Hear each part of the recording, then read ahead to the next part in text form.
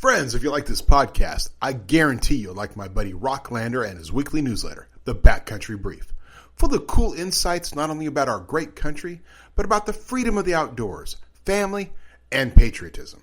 Check it out now by signing up at rocklander.substack.com. That's Rocklander, Rocklander at substack.com. Sign up today. It's free. Cancel anytime. Did I mention that it's free? Sign up today. Spring over on the Scout Dana 44s. I had 38 and a half, 1550, 15 TSL SXs. This wow. Is that 38s. This is in the 90s. That was monster truck. It was big. I mean, that's big now, but let alone back then. Wow. No wonder you ended up in the tire 44s. Industry.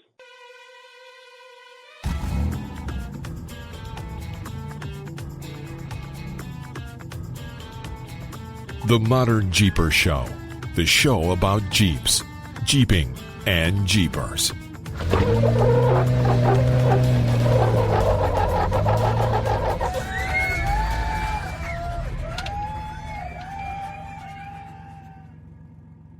Hello, Modern Jeepers. Mattson here, and welcome to episode number 10 of the Modern Jeeper Show, the show about Jeeps, Jeeping, and Jeepers. This week, Mr. Modern Jeeper, Corey Osborne, and I recount last weekend's events, including Crawling for Reed and the sold-out Metal Cloak Stampede. We talk about Corey's Tough Mudder experience and why Arby's had an impact on our lives.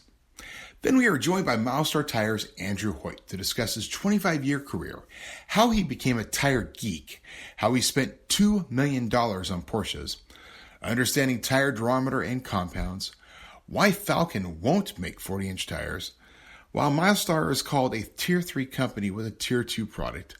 What is a black label tire? Personal career management and decision-making, what his favorite personal Jeep has been, why he went from 4 Jeeps in his stable to only 2, and what Club 3633 is all about. And of course, we have another great tech tip of the week. Since we have the tire guru at our disposal, we asked him to teach us all about load ratings, and the answer may not be what you expect. As always, we are extremely grateful to our partners, including Raceline Wheels, Warn Winches, Bestop, Milestar Tires, Rugged Radios, and, of course, Metal Cloak. So sit back, relax with a cold one, and enjoy episode number 10 of the Modern Jeeper Show. Well, hey, Corey, it is another episode of the Modern Jeeper Show. How you been, Hello, my friend? Mattson. I'm doing well. It's actually a little bit sunny outside. I'm enjoying some warm air finally, and things are going good. So where are you right now? I'm actually in Raton, New Mexico, coming back from this weekend's event. We were out in South Pittsburgh, Tennessee at the Crawling for Reed event. Wow, a great event. Yeah, I heard nothing but good things about it. I still want to get out there, but there was over 1,000 people there? Absolutely. I was surprised. I know that the folks who invited us out had said this was kind of one of the biggest turnouts for the park that they have all year long. And it's interesting because it's just for a fundraiser. But I got to tell you, everything from rock bouncers to, there was some mega trucks out there. There were a ton of Jeeps, a ton of side-by-sides, all for a good cause. Adventure Off-Road Park is quite the facility for sure. Wow. Well, we'll talk more about that in our intro here. But I do want to get back to where you're at because we were just chatting and you're sitting in a parking lot behind a Arby's. Raton, New Mexico is just over the border outside of Colorado across the New Mexico state line across I-25. So Okay. whenever I head south, I typically stop in Raton, get fuel, grab a bite to eat at this wonderful Arby's location before I head south. So Arby's is near and dear to my heart only because of literally the first year at Metal Cloak where we were strapped for cash and we were bootstrapping everything. Doug, one of our business partners, would always go out to lunch, and they still, going out to lunch daily is a thing that they do all the time. I don't, I'm watching my weight. I'm being Mr. Healthy. I sit at my desk. I work for all you guys, and I just eat my lunch here. But Arby's was in it. Now, Doug, being who he is, wasn't exactly I'm going to go get a nice big sandwich. Everybody gets something what they want, order what you want. No. It was the 5-4-5 era. So we would walk in, it would be the three of us, Aaron, myself, and Doug. and he would order the 5 for $5. So Aaron and I would get 2 roast beef sandwiches each, and Doug would take 1. So he was being generous, right? Because we were all, but that's what we were. Oh my God. Now, I've never been a fan, and for all due respect to Arby's, never been a fan of just the straight roast beef, just not my thing. But now they've got such a wide menu. So I appreciate that they've expanded their menu. And they're nearly becoming quite the sandwich shop. Oh my God, I got so tired. But I wasn't going to complain because it was food and the food was free. But oh man, 5 for $5 every time. Well, back in the day when I was in a little bit better shape and I was watching more what I ate, getting ready for a Tough Mudder run and whatnot, Arby's kind of became my go-to place because just their regular roast beef sandwich, take the bun off, throw some horsey sauce on it. It's a ton of protein, not a lot of carbs. Like, it was a fairly healthy fast food solution. But that's not a lot of meat there. When you take the buns off, that's like 2/3 of the sandwich. Well, so you just get, and back in the 5 for $5 days, you'd have a ton of meat for $5. That's true. $5 worth of wow. Now wait, you just touched this. I had no idea. You did a Tough Mudder? I did about it's been 8 or 9 years ago. After I blew up my knee, I tore my ACL. I have a cadaver ACL, and tore my meniscus and put a stitch in my MCL. And I was determined to heal fast and wanted to get healthy. And about 8 months later, I ended up running a Tough Mudder in Las Vegas, Nevada. Wow. And it was kind of one of those things that was a bucket list. And after I did it, I thought, these are great. I should do more. And that was the last one I did. I signed up for a Spartan as part of Big Ugly. Big Ugly, you remember the race team, Kevin, Tim Carlson, all those guys.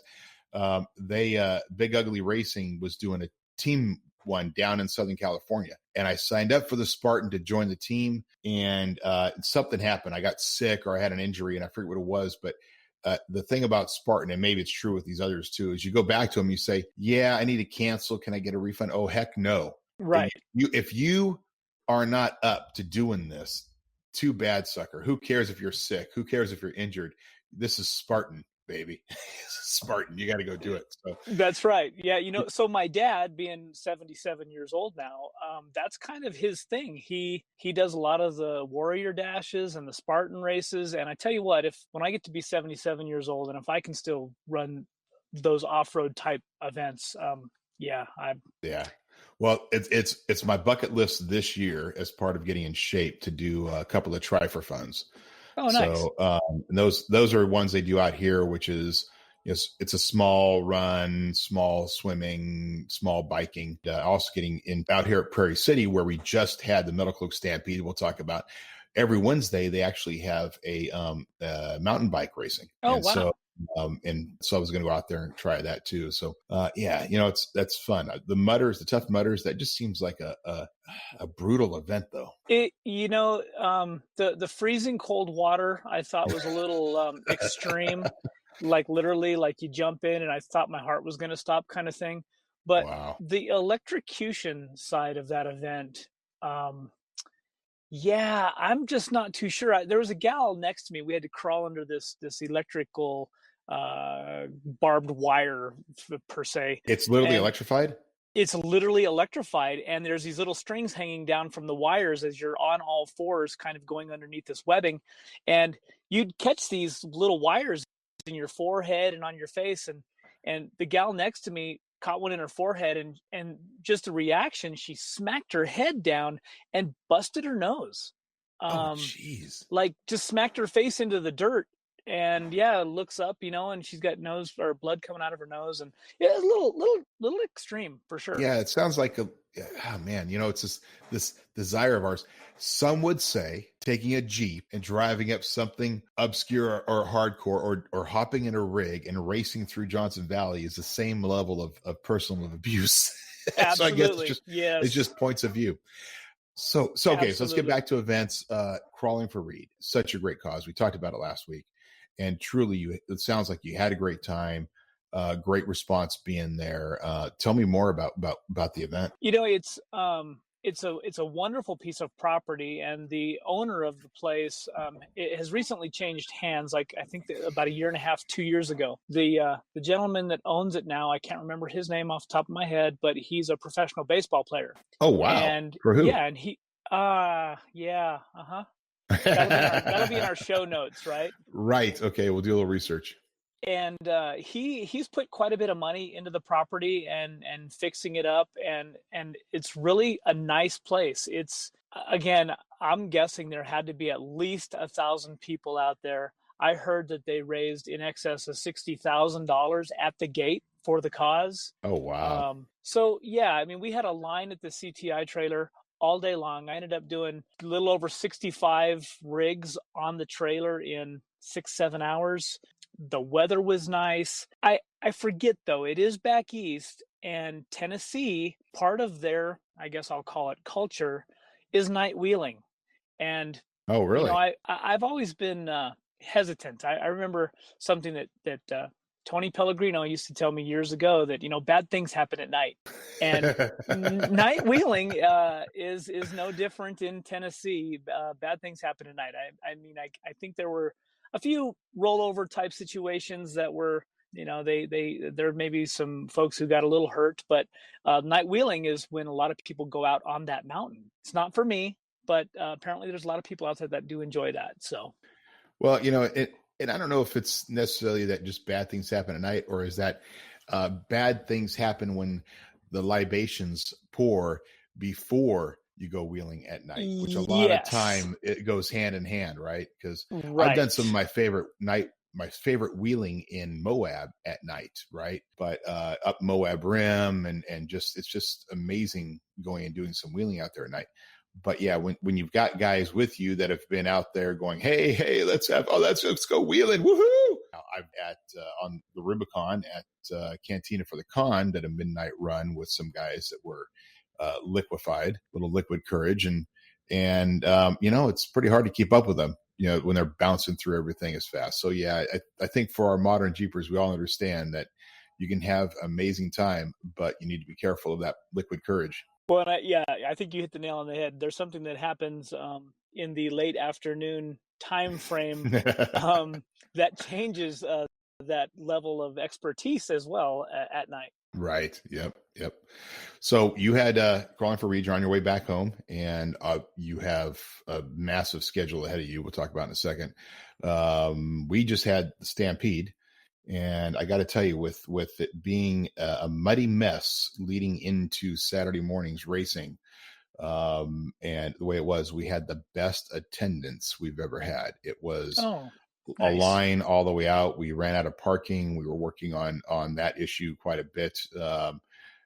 Teams out there helping with it, and it was a little bit of a challenge. We were actually doing recovery of 2-wheel drive vehicles because the parking areas had mud. Oh boy. But the racing turned out great. Lauren Healy ended up winning the 4,400 class, which was a bit of a vindication for him, because as many have seen that viral video that took off on Friday, Lauren Healy came out second or third for the qualifying laps, and the dude was flying. I mean, during the race, the main race, his fastest time was 1:53. And I don't think that he was actually hitting the track as hard as he was in that qualifying round. I think his qualifying round would have been down like 140 or 145. Was the pirouette flip that I saw, was that during qualifying? That was qualifying. That was the second, literally he was the second or third car that came off for qualifying, went out there. This was Friday afternoon, hit it hard. He's flying through the track. He's going super fast. And there's a gunite section out in the back, and he went to jump that like a lot of them do. They just hit it and try to just clear it. And that's where he pirouetted. So and he literally destroyed the rear end of his rig. So somehow they got that back. They worked on it. He hopped out of the car, by the way, and jumped into a UTV because he had to do a qualifying for UTV. They fixed the car. It had no bump stops. They had to figure out all this stuff out and get it all going so that he could then race. Now, what they did because of the schedule is they eliminated, because it was such a muddy mess, they eliminated the morning heats. 4400 class still had all of its heats, still had all of its prelims and everything in this Land Chance qualifier, but the other classes all just went in for their main race in the afternoon, so they didn't have to deal with a big muddy mess, because the track literally had massive pools of water in some places and just was very soupy. So we wanted to clean it up the best we can. Sure. Went out there. So the UTV class, Lauren Healy wins that, and then comes out, and it was great because for about 4 or 5 laps, maybe it was about 3 or 4 laps, it was Lauren Healy versus Shannon Campbell, first and second. It was like old school. It was the old challenge was back. It was great sitting there and announcing that and talking. It was one of the best races that we've ever seen, as far as just the guys up there. Waylon Campbell had trouble, so he started out at the back of the pack, and I think he ended like 6th or 7th. I think if we had added, who knows what the race would have been like if we had added 5 more laps. Shannon Campbell had a flat tire, had to go off and get a change and come back, and he was working his way up again. So if we had 20 laps instead of 12 or whatever it was, the race could have been totally different. That's just crazy that we've come to a point that these guys can actually not only keep their main class car together. They're racing in multiple classes, and they're able to literally do a front flip in your car with a half twist in it, land and continue, and the cars stay fairly together. It's just a sign of technology and where the racing industry has gone. Yeah, no, it is absolutely crazy what these cars can do, and between the UFO cars that are out there, because there's probably about 6 of them out there this time. Those are the ones that Gomez brothers race and are just bulletproof, because the Gomez brothers just push things to the limit.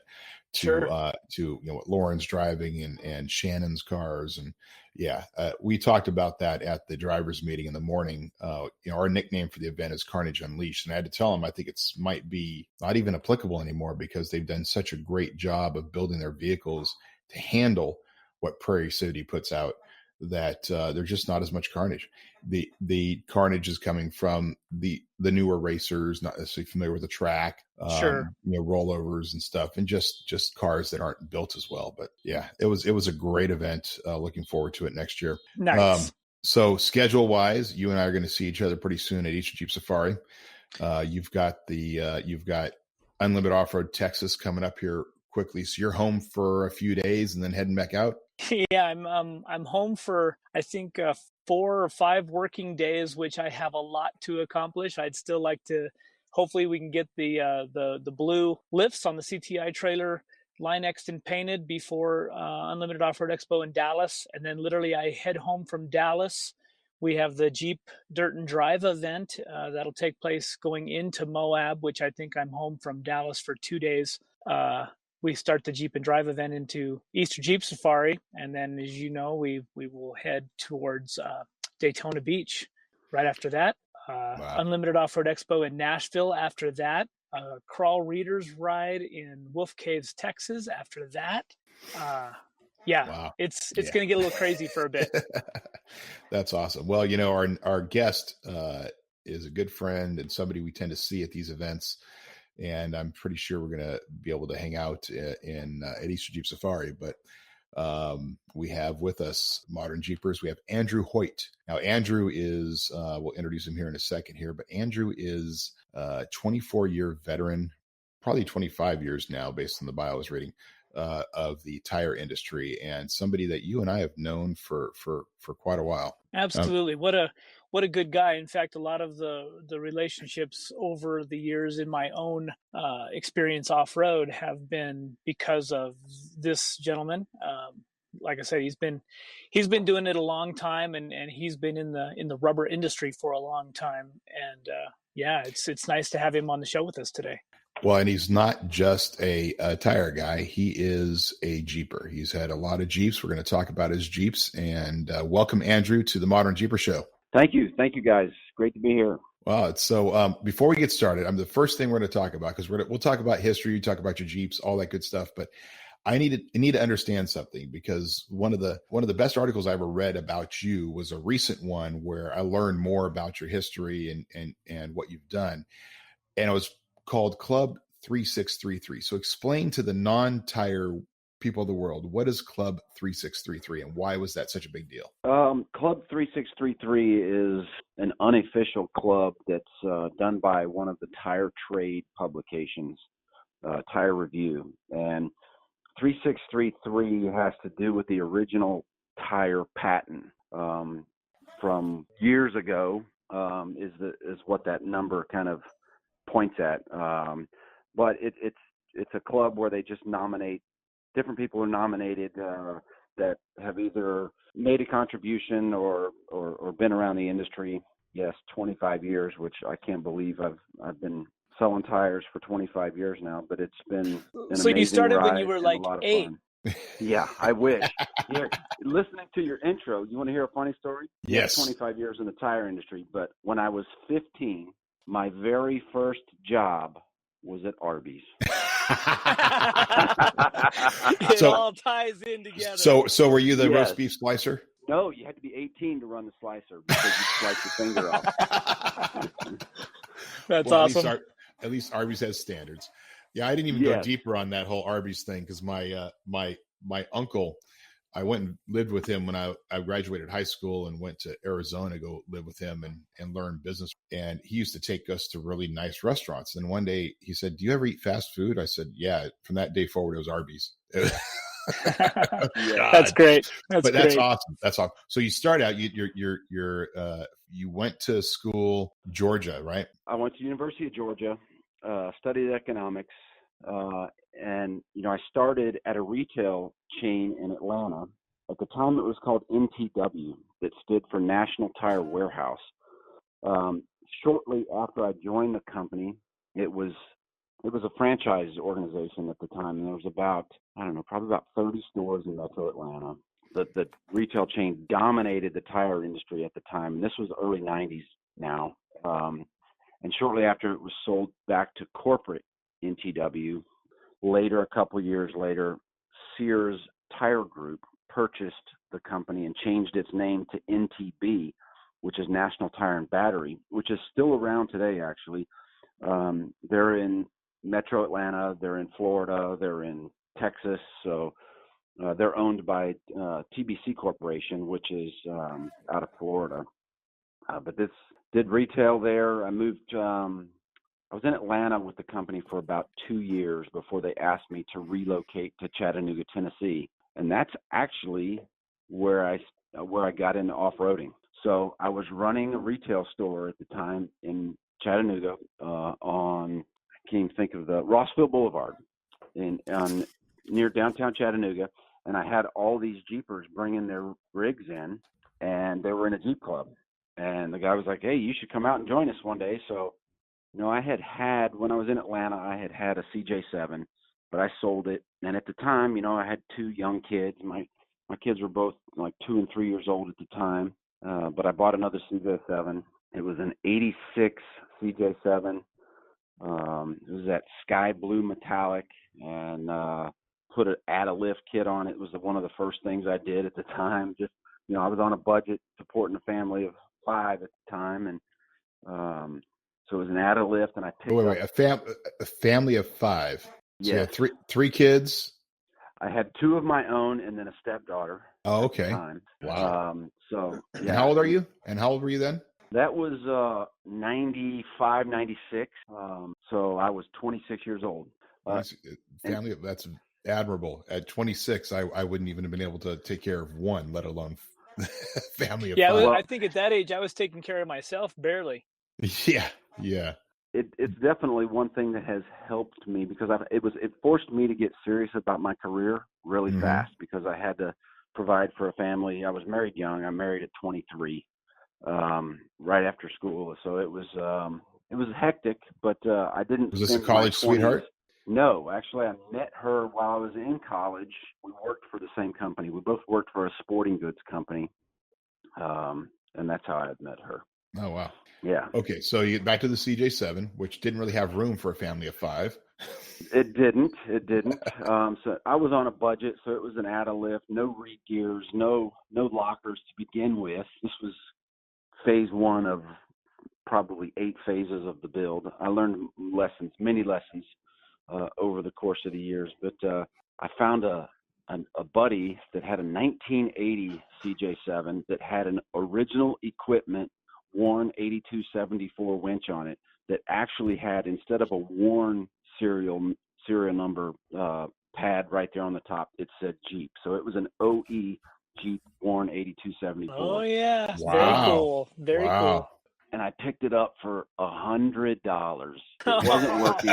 I had to replace the solenoids in it, but got it working, and went on my first Middle Tennessee Trail Runners trail ride, and it was at Monteagle, but it was an absolute blast, and was immediately hooked. And then started, I remember this CJ had obviously the old Dana 20 rear end, so I had to put one-piece axle shafts in it and re-geared it and put lockers in it, and then broke those and upgraded to Dana 44s, and they were Scout Dana 44s, and I thought that was some big great upgrade.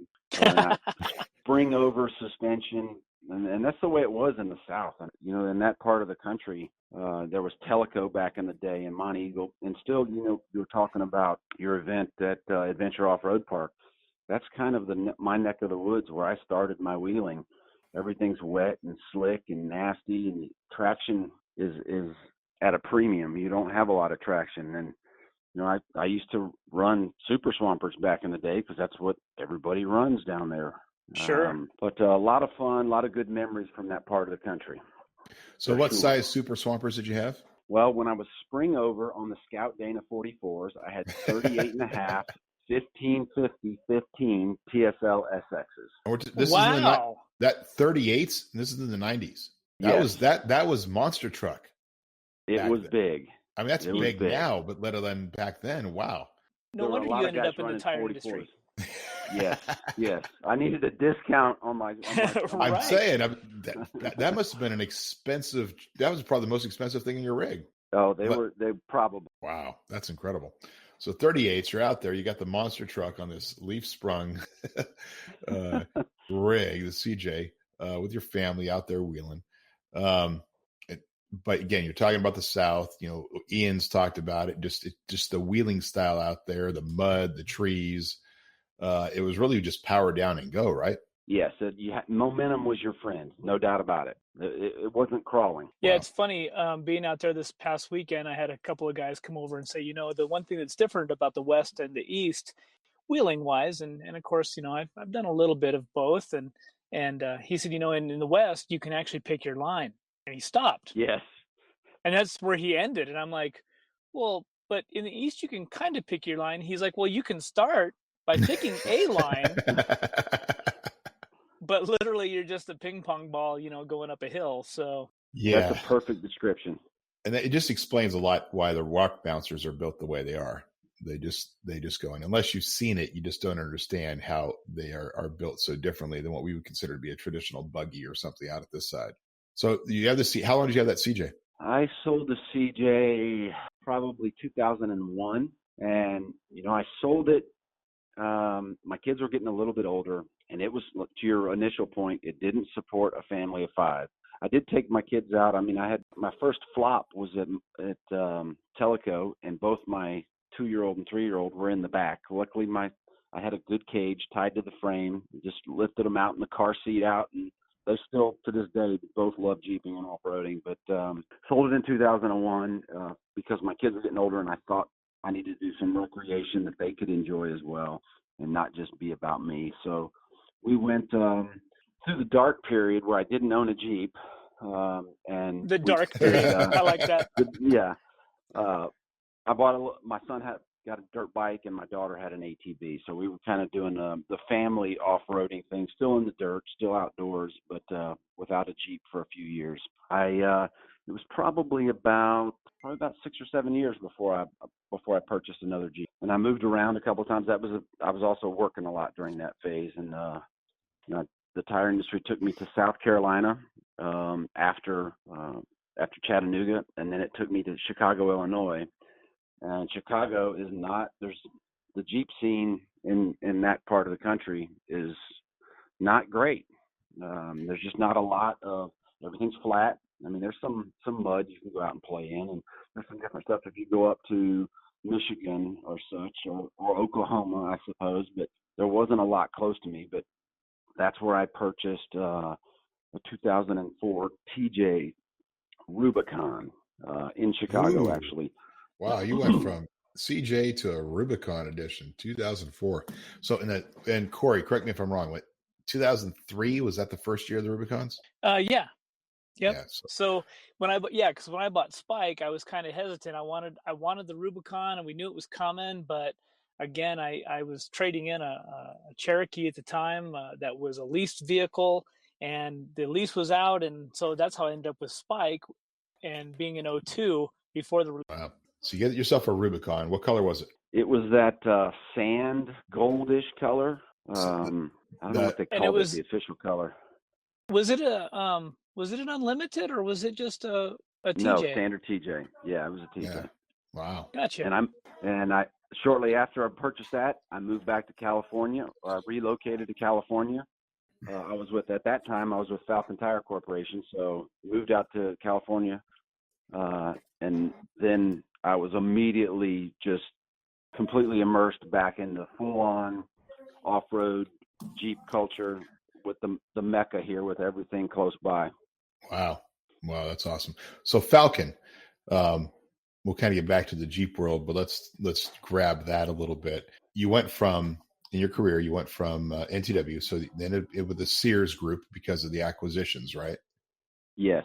Okay. And while from Chattanooga, after running retail stores, I did some business development assignment across multiple states.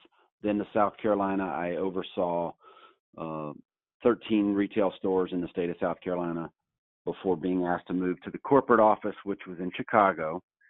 And while I was in Chicago, one of my roles was I was a buyer for 850 retail stores, and I was buying Falcon tires. Oh, wow. And Sears had been going in a not so good direction for several years, and I felt like it was time for me to make a career change. And I called the CEO at Falcon and let him know that I was leaving Sears and that I would be very interested in going to work for them. And they offered me a position. I ran their retail division sales team for the first year I was with them. So I managed Discount Tire, Tire Kingdom, and Sears account for Falcon. I did that for a year, and then the CEO asked me to relocate to California to take over marketing. Wow. So that's what brought me to California. Career-wise, and this is one thing I've admired about you, and you touched on it earlier because of having family and having to buckle down and be serious about your career. But you have always been the consummate professional and have seemed to have made some good, smart career moves in the years that I've known. What do you attribute those decisions to, or how do you make those decisions when you're trying to make that kind of leap? Because that's, for some people, it's hard to make that jump into, and especially proactively, seeing the writing on the wall at Sears and jumping over to Falcon. Do you just, do anybody you consult, or you just go on instinct? How do you make a decision like that? It was tough. I had been with the company at that time for 13 years. And it had been good to me. I had climbed the ladder. I had gotten a lot of promotions, and I think I owe some of my work ethic to where I grew up. And the South is very, very conservative in a lot of aspects, and I just, it was kind of you work hard and you get what you work for, and always do the right thing and do what you say you're going to do.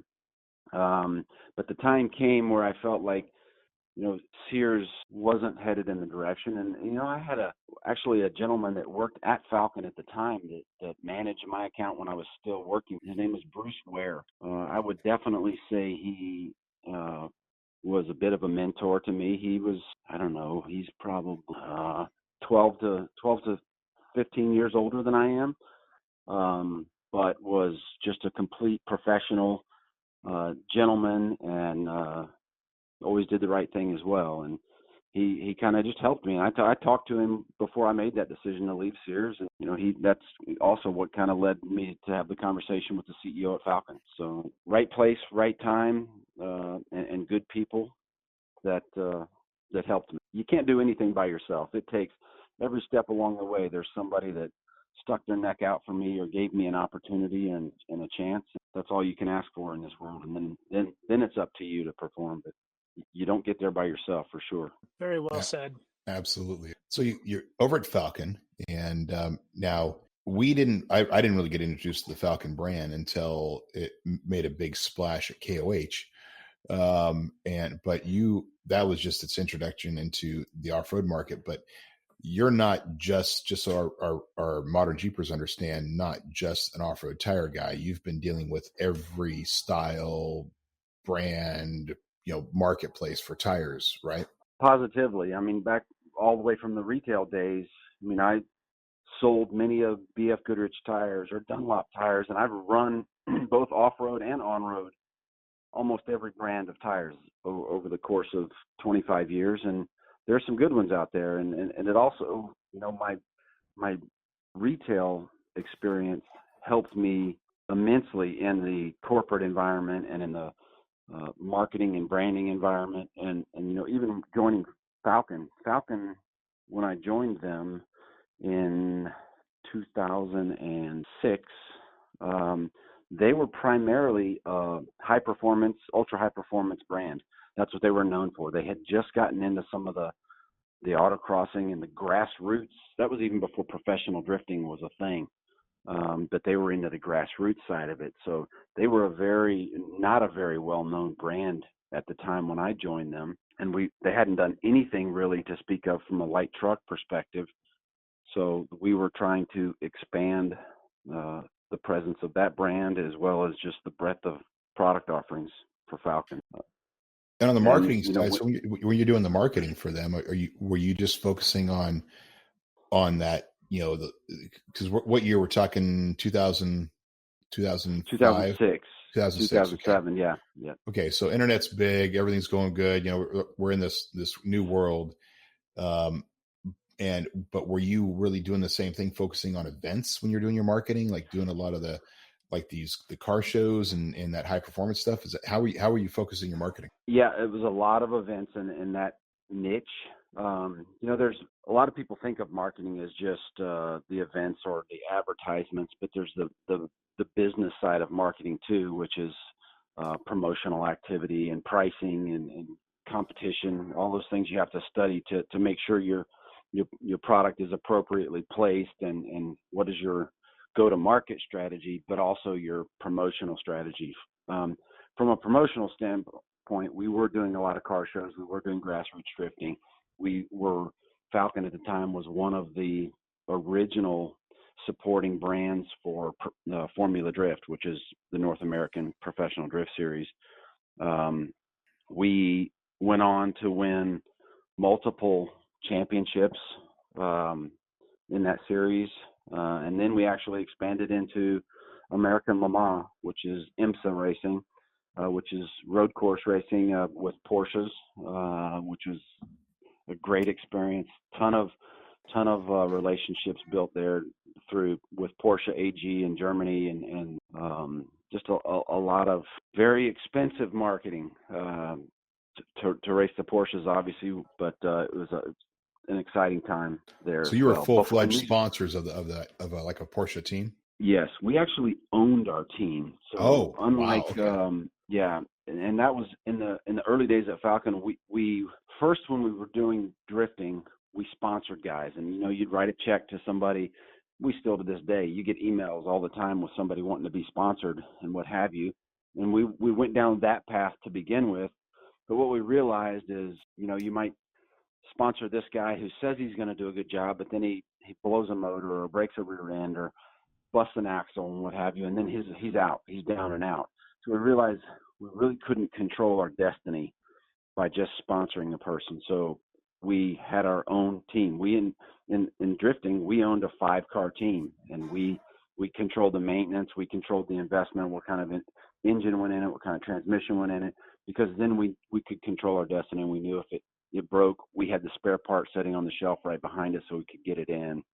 It was expensive, but Wait. it was also controlled. What sort of budget? I mean, just so people have an understanding, what sort of budget was allocated to that annual? So back in the day, when in Falcon's heyday in drifting, we were supporting it to the tune of about $2 million. Wow. Wow. That's I think incredible. that's such an interesting perspective. I think that, and I think it relates very, very significantly in the off-road industry. People, I mean, how smart to control your marketing. I mean, if you're going to support someone, something, wow, I just kind of had this like whole vision thing come together of, yeah, you can send somebody and hope they do well, or you can control how well they do. Exactly. And that's kind of the big thing. Like I've been watching, I mentioned this before, I'm watching this Netflix series on Formula One, and just understanding the difference in the teams and the budgets and the control and that ability. Like you have the Red Bull team that really doesn't build and manufacture vehicles, so they spend all this money to buy engines from somebody else and to figure out how to build vehicles from somebody else, and versus being a manufacturer that's controlling it, and they control aspect of it because they build. And we see that in off-road racing with the Campbells that actually build their rigs from the ground up versus somebody else who has to simply buy everything that they have, right? That's fascinating. So that experience in racing that you had kind of makes a lot of sense now, how when you kind of touch on what put your attention on Ultra 4 and how that jump happened with the light truck tires into Ultra 4, because your impact, especially that very first year, was that I recall, it was phenomenal. I mean, you guys went all out and full budget to support Ultra 4 racing and King of the Hammers. So how did that become part of your world? So in 2010 at SEMA was when we launched the first Wild Peak 8. So it was the first full-fledged light truck tire that we built in what we call large overall diameter. So that Wild Peak AT was built up to 37 inch. 2011, we supported the JK Experience. We helped Mel Wade over at Off-Road Evolution had done that first year, and then we sponsored the second year where we were active participants and sponsors. We had brought Discount Tire, who was a large retail customer of ours, along and integrated them into that sponsorship as well, which that relationship still stays to this day. Right. After JK Experience, we had gone to Moabs and different, Big Bear Forest Fest, and we had supported a lot of grassroots Jeeping or off-road events, TDS for several years, and then it was kind of okay. Finally the MT, the Wild Peak MT was coming. So what do we do? And actually, let me back up, because before the MT got here, we were trying to find what's the next phase in our off-road side, dirt evolution, and we went to KOH in 2012. In KOH in 2012, sticking with our internal program of owning our resources and controlling them, we built a rig to compete in King of the Hammers in 2012. I drove it. It was co-driven by Ryan Hagel, and we didn't finish, unfortunately, but we were on 37-inch all-terrains that were grooved. I don't know if you remember back in the day, before the Falcon MT was launched, we started grooving the AT. Right. I had a set for my 4500 car, and our good friend Martin, he was the guy. He was the guy. He was pretty darn good at cutting those up. But I had a full set. I think you guys sent me like 7 tires for that rig, 37-inch ATs that were, and man, they were great.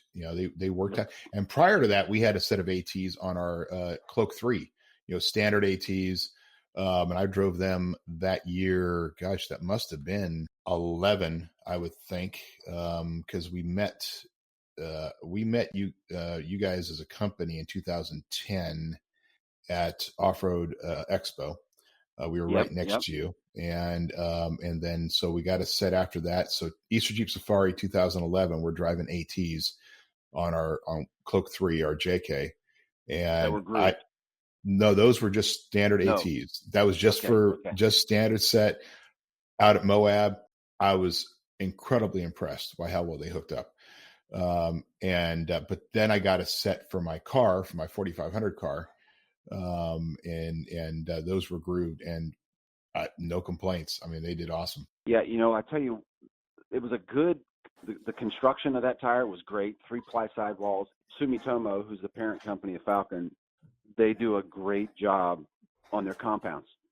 So the tire worked. It was just too conservative of a tread pattern, which is why we went to grooving it, just to make it more aggressive, right? For those that wanted that use, and it worked really well in the grooved capacity. All of this before we had the MT, and I was pushing internally with our overseas development team in Japan, and pushing.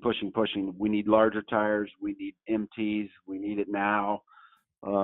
It took me a long time of battling with them, because the parent company, Sumitomo, was not a light truck brand, and they were foreign to it. They didn't understand it. They didn't understand the North American market. Large overall diameter all-terrain tires and MT tires are really only a United States thing. Really? Yes, we see. Yes. If you look at the percentage of business that comes in that segment, over 90% of it is United States based. Yes, there's a little pocket in the Middle East and some of the sand stuff. And we see, with Hammer King now going to Europe, there's some niches out there, but it's micro niche overseas in the off-road segment. There's just not as much of it, even with Dakar and Baja, and it's just so small. And from a production standpoint, Sumitomo was looking at the light truck market as it's like a cough to them, right? Hundreds of thousands of tires versus millions of tires. Positively. So the passenger tire market, they're going to sell millions of pieces around the world. But in a light truck, I'm going to buy all this equipment, all these molds, everything else, to sell how many in the United States? And they always constantly questioned it, constantly pushed it back on it. Their mentality is very manufacturer focused instead of consumer focused, so they're all about manufacturing efficiencies and controlling their profitability through that, which I can't blame them for. I mean, if it were my business, I can't say that I would necessarily have a dramatically different perspective, but you have to grow, you have to invest in different areas. And I remember a conversation, and I think, Andrew, it was right after you had left Falken, and we went to Rancho Cucamonga, Rancho Cucamonga, where the Falken headquarters was, and we met with, I can't remember the name of the gentleman that had kind of taken over the light truck market, but we were there talking to him about the MT and the ability to produce a 40-inch, style tire and all that. And he kind of laughed, and I remember it so specifically. He looked at, and I was with Tony Pellegrino, and he said, you guys are talking about a tire that we're going to sell just a handful of these tires, and you don't understand that what we sell outside of this, this extreme off-road, we're such a small piece of the pie. So, and his point was very well taken. Like, yeah, we're all us off-roaders want this specific tire. We don't understand that to manufacture that to sell a couple hundred makes no sense. Right. It's interesting that you said that, because you think about it, and the large tires, I mean, Andrew, you've seen this evolution. There were, we talk about all the time about where tires of that size come from, and they were truck tires and large truck tires that we started putting on our Jeeps. But when you start, that's one thing, but when you actually start designing a tire specifically for a 37s to go on a Jeep or on whatever other off-road rig, the quantities just have to be minuscule. Yeah, they're very small. And just to give you an idea of the investment, just a mold, one mold for one size is $50,000. So, and I mean, say you sell the tire for, or you're going to make profit, just say $100 a tire, which is a lot. That's significantly overstated, because we have very low margins on the manufacturing side in the tire. So just for easy math, just say you're going to make $100 a tire. So you see quickly how many you have to sell just to get your return on investment back, just for the mold. And that doesn't include just for the mold. That doesn't include design and testing and all the things that go into the development process to make sure you bring a product to market that actually works. And then the manufacturing of the transportation of those tires are huge. So, you know, in a container that comes from overseas or ships from our local warehouse here in California to anywhere in the country, whether it's a 40-foot trailer or a 53-foot trailer, if you take a 40-inch tire, you might be able to fit 300 of them in the trailer. But if you're going to sell a 205, 55, 16 tire on your Nissan Altima, you can fit 1,400 of them in that same trailer. That's an interesting economic argument. And, you know, but when you were doing King of the Hammers and you had, you guys got all out. I mean, you had compounds, you were providing dinners, you were supporting your teams. And I don't even remember how many teams you had. You know, we were just honored to be one of them, and to be part of that. But the investment for those couple of years was pretty big. It was significant. You know, but again, we did it in the same fashion we always did everything. At Falken in the early days, it was an all-in mentality. If you were going to do something, you were going to do it with 100% of your effort. And we, you know, that year, I believe you're referring to, it was the year that the spec class launched. Right. And we sponsored the spec class, and all the spec class were on the Falken MTs, because now the MT had launched, and it was limited to 37. So we had the product that would work.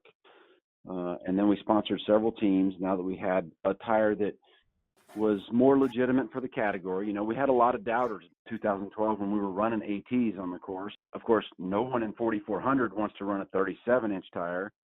So we were right. But you had like Pellegrino. He was running them, right? Pellegrino was on the 38. Oh, he was on the 38. We were able to get the 38-inch tire, which was, according to Japan, the largest they could produce with that equipment, the current equipment, and the additional capital investment was just too large. And you still see it to this day. I beat my head against the wall for 10 years at Falken trying to get a larger tire than the 38. They haven't even produced the 38 today in DOT spec. It's still a non-DOT, and they don't have a 40. Right. Right. And talk about the DOT, because there was a little bit of a controversy, and you know, and what we talk about in the driver class versus the reality, you can kind of correct it, but that first MT that showed up, that we were all running on for those first races, because there was heavy anticipation to get that tire. We get the tire, we were out there running. That wasn't quite DOT compound, was it? So I will tell you to this day, I still don't have 100% positive clarity on who got what, because I honestly, because there was a scramble from a manufacturing standpoint. So we were pushing hard, build them. We need 37s and 38s for that first year. We knew Tony was getting the 38s, and we wanted the 38s. Tony was our sponsored driver at the time in the 4400 class, and we knew he needed the softer compound. But lo and behold, some of the 37s showed up in the softer compound. If you recall, there were those non-DOTs, they were still stamped DOT on the sidewall, but they were actually built with the softer compound. Right. And they were not segregated in the warehouse like they should have been. So some of them went to some and didn't go to others.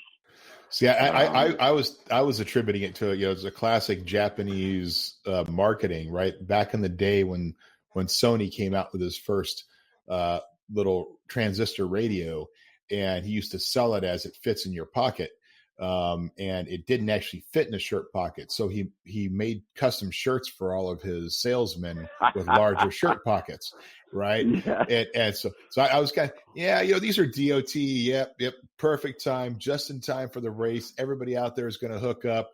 It's just a little Japanese marketing. That's all. Well, that is a great and very accurate description, Matt. And I saw in more times than I can count some creative approaches to things, and it's Japanese marketing is a good label to put on it. So you do that now. Right around that time, in fact, I think it was that second year, so 2013, you transitioned from marketing to sales over at Falcon, right? Correct. So I think it was 14. 14. May have been late 13. I have 14. To go back Yeah, and maybe, look. okay, but yeah, you're right. So yeah, 13 to 14, because I think by King of Hammers 14, you were already there.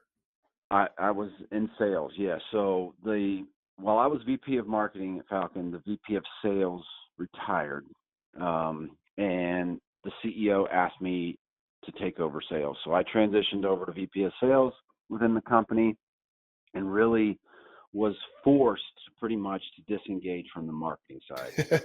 I remember your statement to me at standing under the Falcon rig, right in the pits. We were watching the 4,400 race start, and you're like, yeah, it kind of sucks having to be responsible for bringing in the money instead of just spending the money. Yes.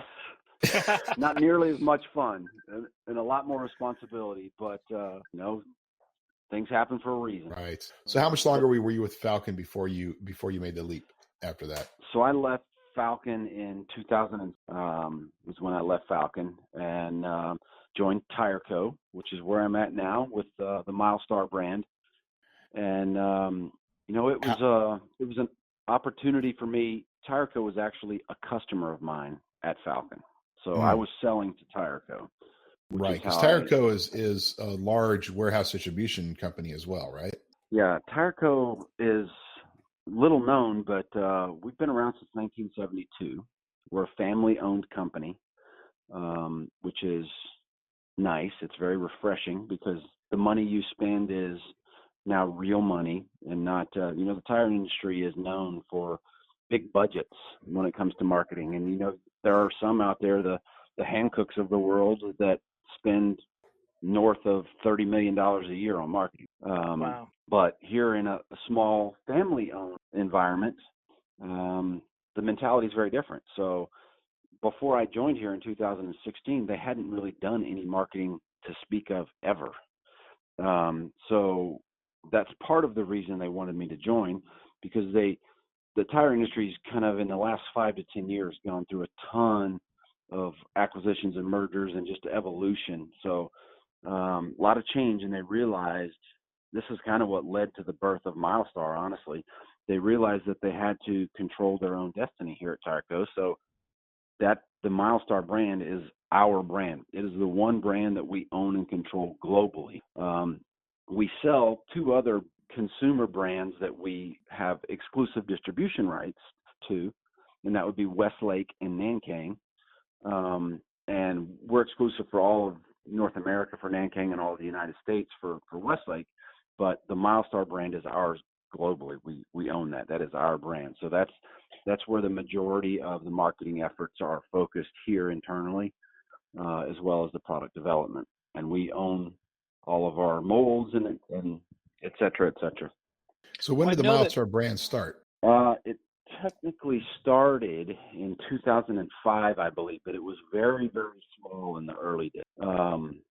It really has exploded really since 2015. When I got here in 2016, they had launched the MT. So the Patagonia MT that we all see everywhere today was launched. The size lineup was very short. So I immediately worked with our technical lead here, our VP of Ops, who has helped us bring this product to new levels. But I immediately said, hey, we need a 38 1350 17, and we need a 40 1350 17 as soon as possible.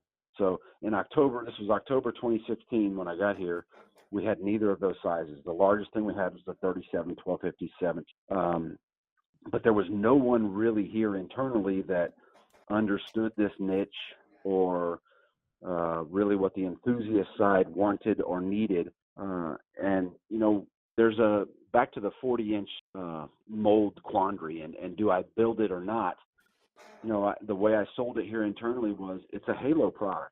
It's something that you need. You're going to have to invest in a $50,000 mold, but you're going to build a brand and a reputation around it or with it.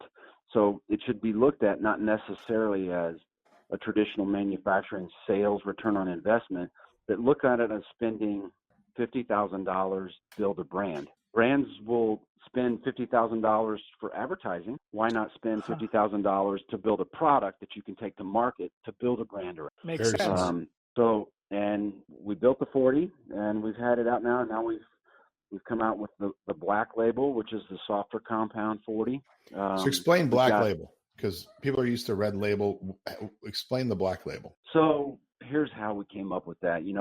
Because BFG is obviously best known for the label designations with the red label, blue label.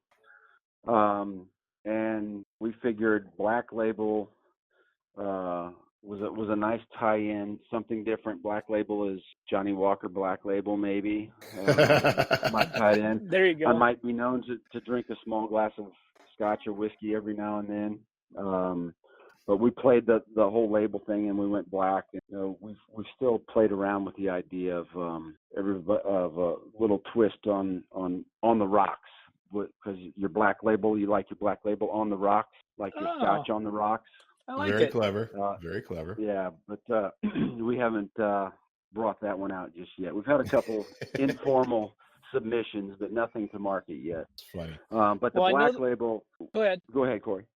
Well, I know that I've had some familiarity with the Milestar brand just as far as truck tires and trailer tires go.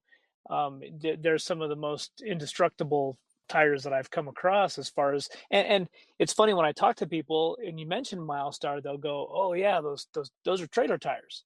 So, it's interesting, and what a good fit for you and Mr. Martin Castro to come in and expand this Patagonia. And 2 years ago, we didn't see anybody doing anything with them, and what a well-performing tire this has all turned out to be. Yeah, as far as any success story with selling and building a brand or a product awareness, it has to start with the quality of the product. And we're very fortunate. We've got a great technical team here that we do extensive testing and product development stuff before we bring anything to market. So the canvas was there when Martin and I got here. We just had to build it, and we did it with great partners. You and I think Mattson, and we've all had this conversation of, I've always liked to do business with people, and if we find good people, it turns out, if they happen to have a good product behind them, well, that's a bonus. And you've always been one of those individuals where I've always liked to do business with you, and it turns out good people won't represent poor products. So yeah, it all just kind of works together. Well, and Andrew, in reading, you had talked about how, I think someplace, and correct this quote, but you call the Milestar a tier 3 tire with a tier 2 quality. First, can you kind of explain the tiers within the tire industry, and then kind of expand on that? Sure.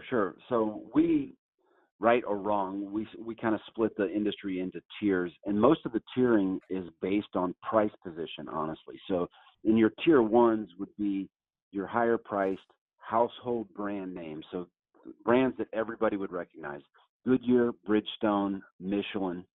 And then in tier 2, you could have a Continental, a Pirelli, and then all your well-known Yokohama, Toyo, Falcon.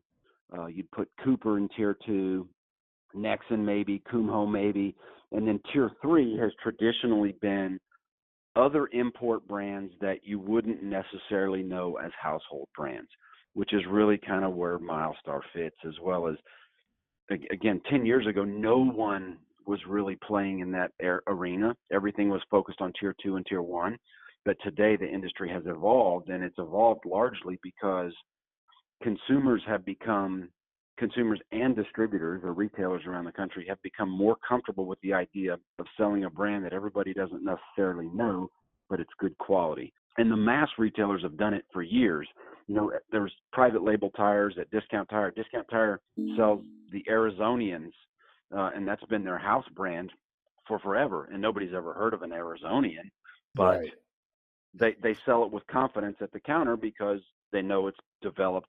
It's probably built by another manufacturer that is a brand name, but they can sell it with confidence. But back to the original point of the tier 2, tier 3, we're in that lower value price point. In a tier 3, we're, I would say, in the upper part of the third tier. There are certainly less expensive brands that you've never heard of out there that you could buy, but we give you the quality of anything in that second tier at a significantly more compelling price point. Understood. So you have these higher quality tires. We've obviously enjoyed them. I got the first set from Martin for my personal JK of the Patagonias 37s, and the initial reaction was incredible. I mean, just driving, how quiet they were, how well they hooked up.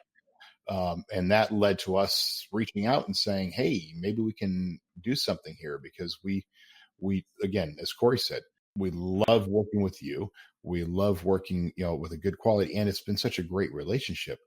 But it's interesting when we talk to people, and in fact, when we were promoting, and we see this all the time, people coming out and saying, well, you would think Metal Cloak would have a better tire, and they're looking just at the price point. Like, why wouldn't they invest in a better tire?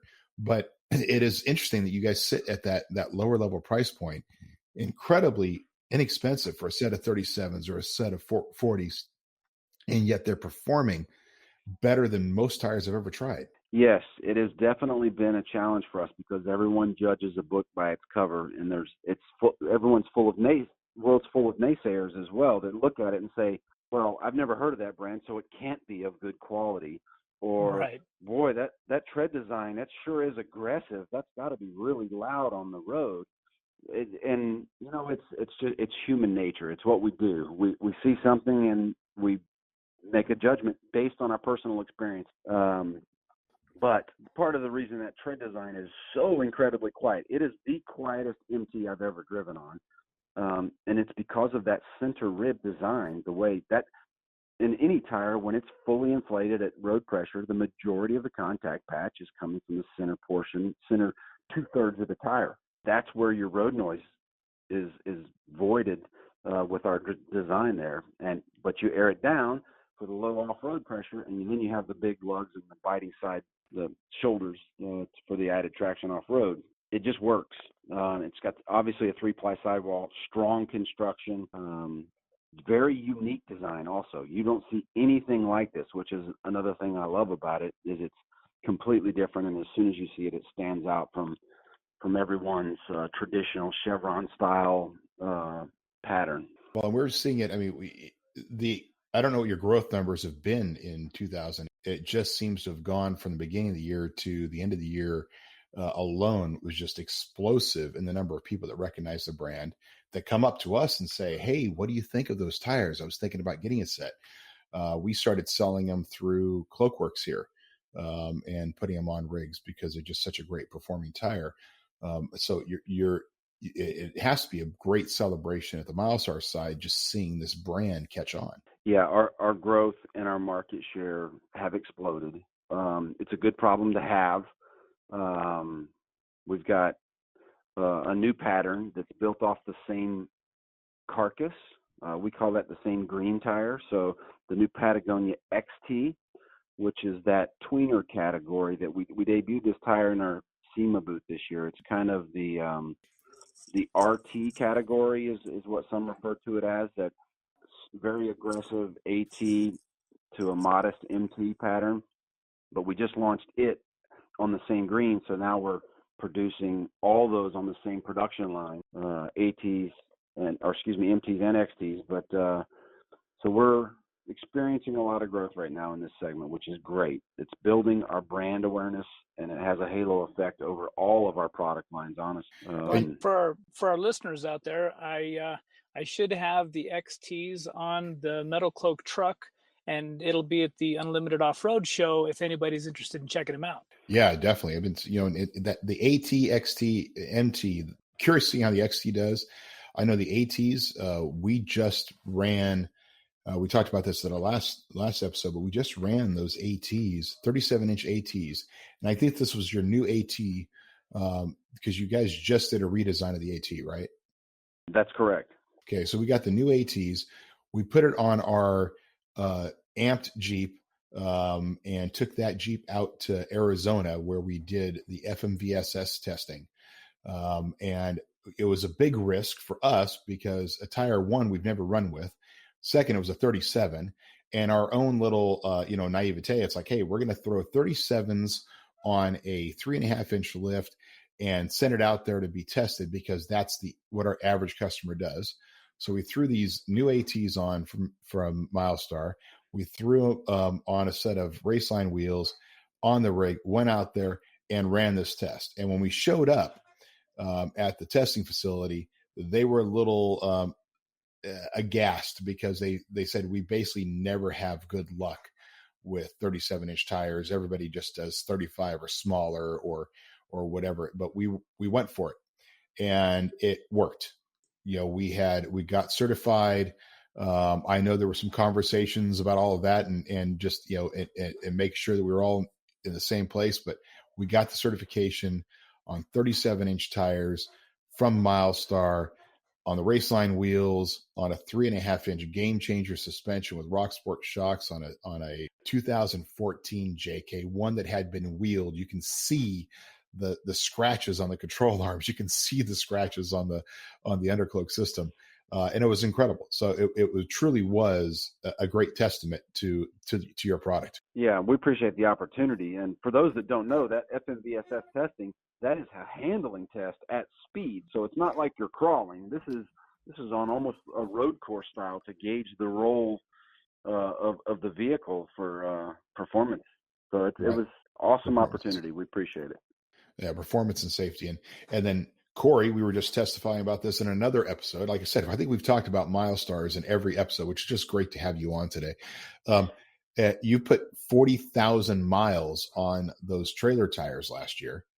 Yes, 42,317 exactly. Wow. Who's counting? And I peeled.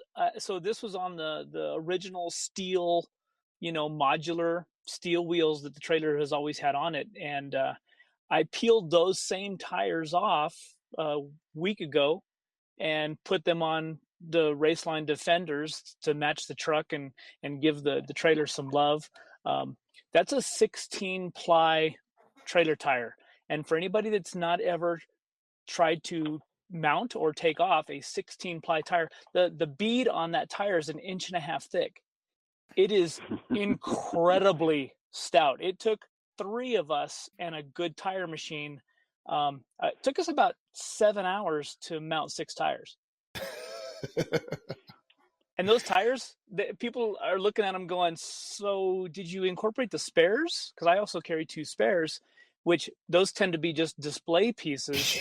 You've never had to use them. Never had to use them. So, yeah. Wow. Yeah, that all steel construction trailer tire, an incredible specimen. We sell a lot of those, and they're trailer tire failures are one of those things that off-roaders deal with week in and week out. And it's the sad truth of a trailer is from the moment they buy it, they're going to overload that trailer. Right. Most of the trailers, Bingo. The most common trailer bolt pattern is the 6-lug. The 6-lug bolt pattern the trailer capacity for a tandem 2-axle 6-lug trailer is 10 grand, 10,000 pounds.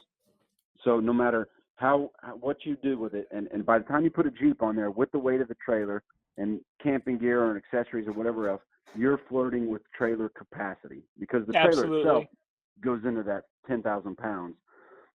So you're pushing the extreme limit of the standard trailer tires. So to upgrade to an all-steel construction makes an enormous difference because it takes your capacity up anywhere from 13,000 pounds to 16,000 pounds. We've got a 15-inch all-steel construction in an ST225/75/15 that takes you to about 13,000 pounds, and then the 16-inch all-steel that goes to over 16,000 pounds. Yeah, each of these I think these are 110 psi tire, each rated over 4,000 pounds. Yes, you've got the 4,400 pound version, which is stout. Granted, it doesn't change the capacity of the axles themselves, which are still Right. rated for that. But the most common weak point is the tires itself, and it's just from heat and it's from lack of maintenance, meaning they don't maintain the air pressure in them. So once that heat starts building up, they fail quickly. But at least it gives you a little more wiggle room when you've got the capacity to handle it in the tire. Absolutely. Yeah, well, they've been performing great. Let's go ahead. You just have to make sure that you change the wheel to match the load of the tire. So because Right. the original steel wheels, in most cases on that 6-lug trailer, for example, it would only be rated at that same. They have not only weight limitations but air pressure limitations. So if you're going to go to a 110 psi tire, you need to make sure that your wheel is also rated to hold the same weight and the same air pressure. Right. And there are a lot of options out there. Well, one of the For our secrets of listeners- that, I'm sorry, go ahead, Corey. For our listeners, these Raceline Defenders, I believe they are rated at 3,300 pounds, so the tire is much more capable than even the capacity of the wheel. And I maintain things pretty meticulously. I'm actually only running these tires at 80 psi, so I'm careful not to overinflate and overload. The Metal Cloak CTI trailer is obviously an extremely heavy trailer, empty already. So just having that in my mind, that little bit of extra capacity and I know I'm going to be okay kind of mentality, it's worked out pretty well so far. Well, and we built that first trailer, the one that Corey takes cross country for our listeners. We built from the ground up. And to say we over-engineered it is probably an understatement. Absolutely. The axle capacity on that was for a much bigger trailer, but it was that whole idea of let's build it, it's going to last, and it's done a great job. So the combination of everything, and pretty much I haven't even seen the trailer except for when I work on it because Corey you've had it since 2015 now. Yeah. And it's finally gotten some love. But so you're building you're building these great tires.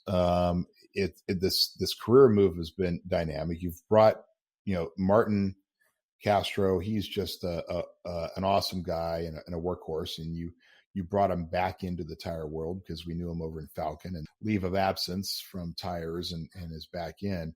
But who else is in your team that is helping to push into this? Because and I know that between the two of you, again, you're not just doing off-road. That's where we see you. But like Martin texted me, a couple weeks ago, and he was at a drift competition that you're all sponsoring. And so, who else is in your team, or is that the combination of your marketing? What do you guys do? Well, we're a pretty lean team here, which is good and bad. It can be daunting at times because we wear a lot of hats. But I've got a key partner in the development and product development and QC side that helps us develop new products and get compelling products to market, like the XT that we helped design. But the actual activation and events team, it's Martin and I. So we've got we use an agency to manage our social, but it's also an agency owned by 3 team members that used to work for me at Falcon. Oh, wow. So and James Jim, Cale Bunker, and Nestor Cabrera. Nestor. Yeah, I'm sure awesome. Everybody remembers Nestor. So, yeah. Great group of guys. They left Falcon shortly after I did and started a marketing agency called Garbage Dream. They're in Pomona, and I guess I chuckled too. I was like, Garbage Dream, what is that? Well, Garbage Dream is, I guess, if you dream about garbage, it's supposed to mean that you're dreaming about change. And their kind of their agency's approach is about evolution and change. And I'll tell you, they're very, very good at what they do on the social side. They help us with some of the other creatives. I have one creative team member here that works for us in the buildings, works very closely with Martin, does graphic design and things. And then we've got our product manager, and of course we've got customer service and our analytics group and pricing group. So we have some of the traditional groups here, but from the event side, it's just Martin and I today. That's great. You guys are doing a great job, and yeah, Nestor, incredible stuff. And some of the work we've seen come out of Garbage Dream has been great. Some of the video work, some unique ways they've been doing stuff, and my Jeep was part of a photo shoot out at Big Bear Forest Fest last year that I tossed the keys to Nestor and said, "Go have fun." And of course, he came back reporting a couple of clearance issues with that had just been bolted back together. He was a little scared that he broke something, but no, it was all good. But it's been great. And Milestar's support of not only Metal Cloak from that relationship, but we have Milestar as an official sponsor of the CTI tour, which is what Corey does all year. And then you were in the calendar this year from Modern Jeeper. You're also an official sponsor of this podcast, and as well as modernjeeper.com and the Modern Jeeper Forum. So we just love being able to support a group like this. Now, manufacturing, do you guys own your own manufacturing plants, or are you? Today we do not, but we have extensive relationships because we've been importing from Asia for over 40 years here. Right. So the family has countless relationships with almost every factory overseas. We do own our molds, so we control them. We also have redundant molds, so that if we ever have, we've learned some lessons in the past. Tariffs will pop up on certain countries, and we will be able to switch it over to a different factory very quickly. We have some exclusive factory relationships where we're the only brand for North America that's manufactured in that factory, just to protect us. But today we do not own the manufacturing. So I know we still haven't talked more about the Jeep side, because this is all very fascinating to me. And we're going to talk in our tech tips a little bit about rubber types and stuff, but understanding compounds and formulas, and is that something that you've really educated yourself on, or is it in developing that, or are there standards within the industry that you point to, or is every company just kind of have its own proprietary formula on its rubber? So there's a lot of different formulas, and the standard measurement is a durometer. Right. So that measures the hardness. And so, for example, in our 40-inch, we make it in a standard compound, but we also make it in the black label compound. The black label compound is the softer compound. It's a 57 on a durometer reading. So a durometer is typically going to read somewhere on a tire, somewhere between 50 to 90, depending on the application and the fitment. A standard light truck durometer is not uncommon to be in the 70, but the 57 is softer so that it gives you more traction. Obviously, it's going to wear faster in an on-road application, which, by the way, I should tell all the listeners that we're about to launch our 37 and 38, 17, both in the black label compound as well. So we will just have the 40. Yeah. Cool. 37, 12, 50, 17, and 38, 13, 50, 17, both coming in a black label compound in the next 35 days. And that's incredible. That's cool. Now, what is a durometer of just the Patagonia MTs that are running on my JK? 72. 72. Wow. Okay. Interesting. So that's very cool. And again, we want to talk about that in the tech tips, a little bit more on it. So what comes to the decision-making process on how you do it? Like when you're working with them on the XT, what's the durometer on the XT? So the XT is the same compound. So it's also a 72. So really, when you're looking at what are the features and benefits, or what are the performance attributes that you want in the tire, if it's durability and durability only, you're going to tend to go with a harder compound because it will last longer. But it's going to have different handling characteristics too. So it kind of the formula for the compound has to play with the tread design and the construction of the tire as well. So they all three are kind of you're kind of mixing a concoction, if you will, that they all three have to work in unison Wow. Okay. So that's amazing. There's a whole engineering aspect of that, and we probably could get a white paper and have a full lesson on it. Again, we'll talk about this in the tech tips.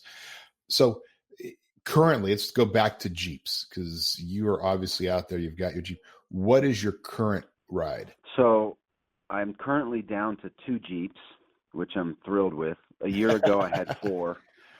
Okay. What were the 4 Jeeps you had? So the 4 Jeeps I had a year ago, I had a 1974 CJ5 that was stretched to 98-inch wheelbase with a 383 stroker in it. It was awesome. Tons of eye appeal, curb appeal. It was a very unique vehicle. I relaunched it or debuted it at EJS last year. That's what I drove at EJS. I sold that in the fall. I had also a 95 YJ, 6-cylinder Mopar injection, spring over with Chevy 1-ton running gear on 40-inch black labels. I had just repainted that orange, and I sold that in the fall as well. I was moving. I didn't have room for 4 Jeeps. Milestar orange, yes. And what I have left in the stable is a 2016 JK that I've got on 38 1350 17s. Currently trying to do a little bit of a refresh with some color change and just updating the look of it slightly. I've had it a while, and I'm a little bored with the color. It's that gunmetal gray. Beautiful Jeep, but I need something need to freshen it up a little bit. And then I've got, that I just spent all weekend working on, a 2005 LJ. It was one that I bought a little over a year ago. That was it was a totaled vehicle from Texas that I picked up, and I am rebuilding it. It just picked it up from paint about a week and a half ago, and getting it ready, getting my metal cloak fenders on it, and it will be on 37 1250 17s. I am hoping to have it at EJS if the moons align and the last few pieces all come together here. But that's the intent. So Nice. Wow, yeah. that's very cool, very cool. So you got your hope to see it out there. It's you've been a Jeeper. At this point, let's go over some of our little rapid fire questions, because we are getting on in time, and then we can get into the tech tips. And we can move on. So I have a few little rapid fire questions. Okay. And these are just little things our fans know about.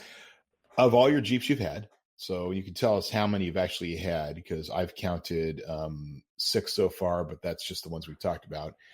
What was your favorite rig? It'd have to be the 86 CJ7 spring over on 38-inch swampers. Your first rig. Nice. Yes, just for sentimental reasons, I would love to still have it. Wow. From a performance and ride comfort, it was probably my 98 TJ that I did a few years back. I worked with Tony actually over at Genrite on that build. No longer have that one. I missed that one. But my favorite platform is TJ LJ. So that is, and I don't have a JL yet, and I hear incredible things about the JL. So you look at what the Light Bright is doing in that, and it's an incredible vehicle. The 8-speed transmission is a game changer. So I haven't gone there yet, and I don't want to drive one because then I'll want one. So, but Right. I still love the TJ LJ. Awesome. All right. What's your favorite mod under $500? Wow. Favorite mod under $500. I'm going with tires. I'm There a you go. tire guy. But I guess you have to get a really good deal. I guess that you probably can't buy 4 tires even at my employee deal for $500. So You could buy some really maybe that's small not- ones. Yeah, right. That was tough. You get it for less than $500 anymore. Mod or accessory? Obviously, Okay, you picked up a winch for $100, but then you had to do some work on it. Which, by the way, quick question for you: when you talk about these builds, are you the one wrenching? I do what I can, but I will tell you that anymore it has gotten more and more difficult for me to dedicate enough time to it. But you enjoy doing it. So you're not just I very drop much the enjoy cash it. guy. You enjoy it. Yeah, good. It's important for our modern Jeepers to understand that you're a guy who gets his hands and I can't do crazy fab work, but I can make two pieces of metal stick together like most of us can. But I've done some welding, but when it really comes to technical setup, I'll give that to somebody else. But I do enjoy getting my hands dirty, no doubt about it. It's therapeutic for me. It's kind of like go out in the garage and I can unplug my brain and not worry about 9 to 5 and Monday through Friday. There you go. Cool. So back to the question: what's your favorite mod under $500? Or favorite accessory, or?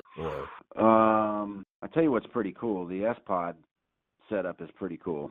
There you go. Yeah. That S-Pod, it is so convenient, so well finished, and it's just, they're very well done, and it's worth it on any rig, in my opinion.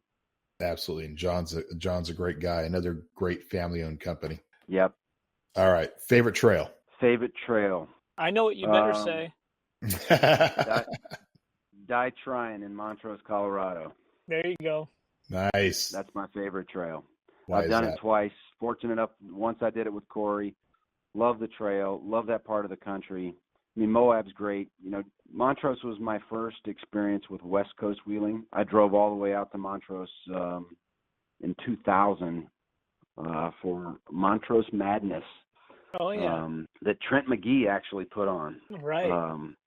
So that's a lot of fun. I enjoy that trail. And I understand you're a big reader. I try when I have time. I do enjoy it. What are you currently reading? I just got a book. My mother sent me a book over the weekend about millennials. And actually, my mom works in a dentist office. She manages a dentist office in Atlanta. And it was one of her customers wrote the book. And I can't even think of the title. But it's about millennials, and in this day and age, with more and more millennials coming up in the workplace, it's they have a different mentality, and it's one where we have to learn to deal with it instead of just surrounding ourselves by. We're not getting any younger, so we can't surround ourselves by people our age. But so I'm looking forward to starting that read. Awesome. Well, we'll send it to us. Let me know what the title is. We'll put it in the show notes. Will do. Andrew, thank you so much.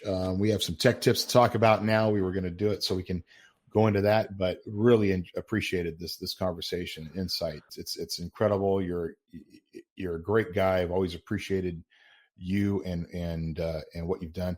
And we didn't even talk about some of your experiences, which we can, and it's another point. And that's the challenge for the show. It's like, Corey, we have to think about start blocking like 2.5 hours out. We're just not getting to everything in an hour and a half. And what we're going to have to start doing is do multiple shows. I think that we can break these into segments. And I think for some of our listeners, I'm getting some notes here from some of our listeners that maybe the next one's only an hour.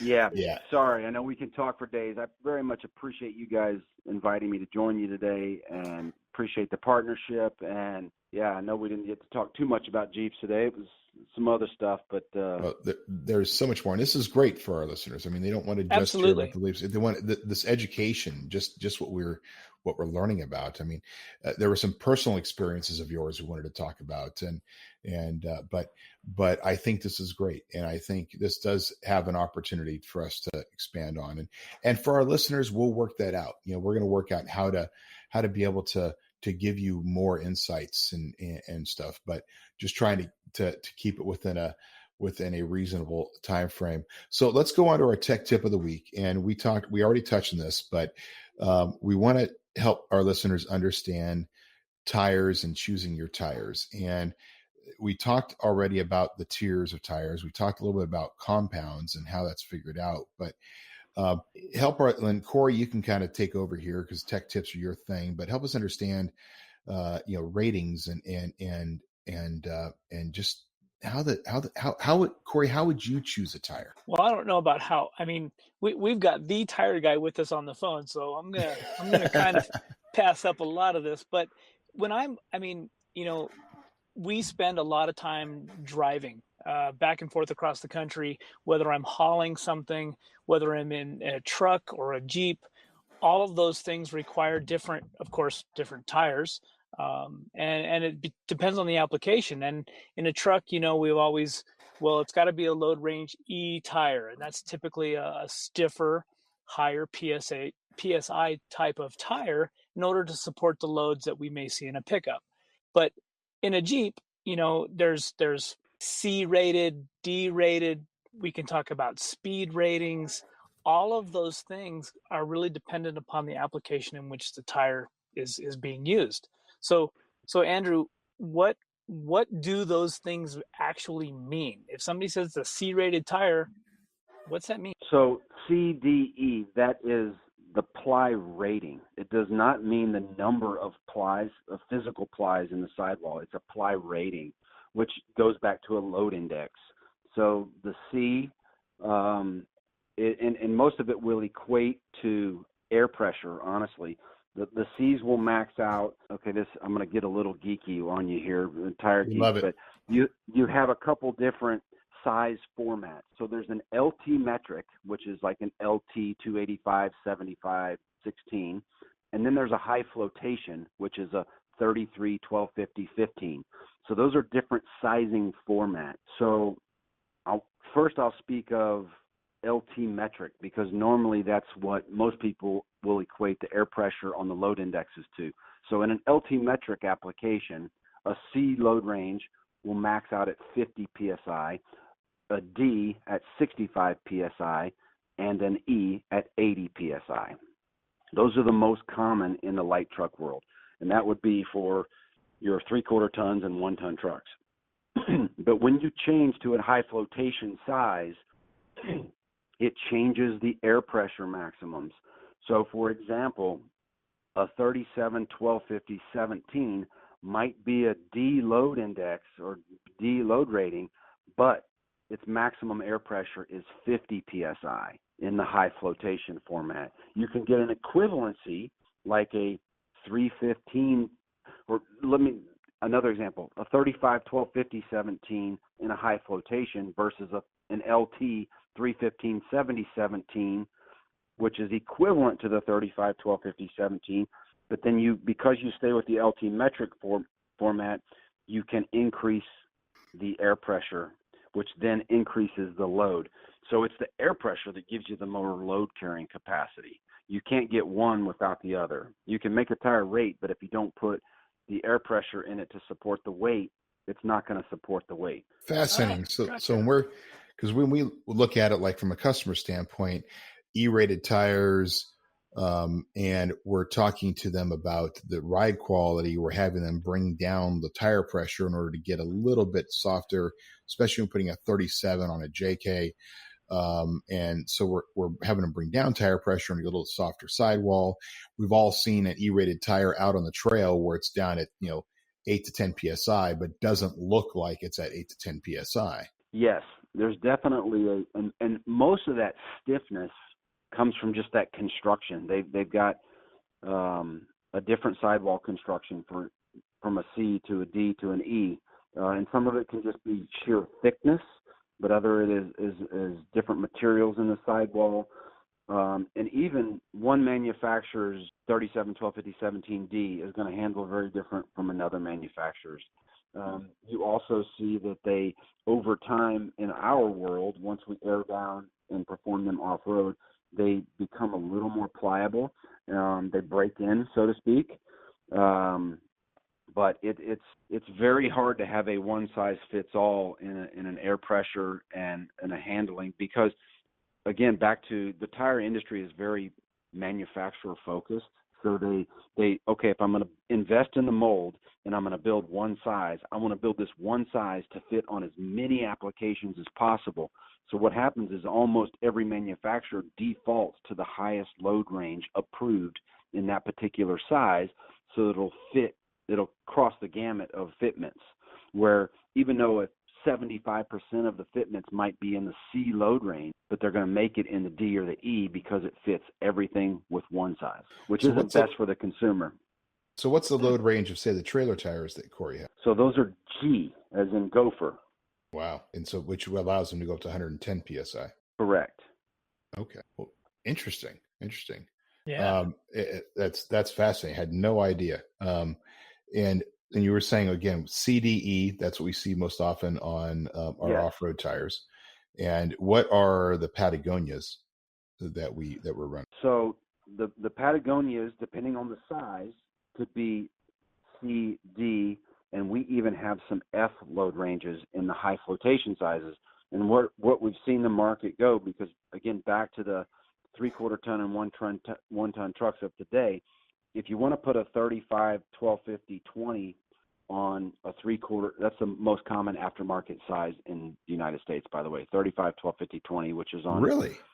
Yes, by far, that's the number one size. So most of that is because the 3/4 and 1 ton trucks are largely mall crawlers that everybody just drives around, but they want with the 20-inch wheels. Yeah, they want 20s on it. Yeah. So in that particular example, we build it in an F load range because it's a high flotation size.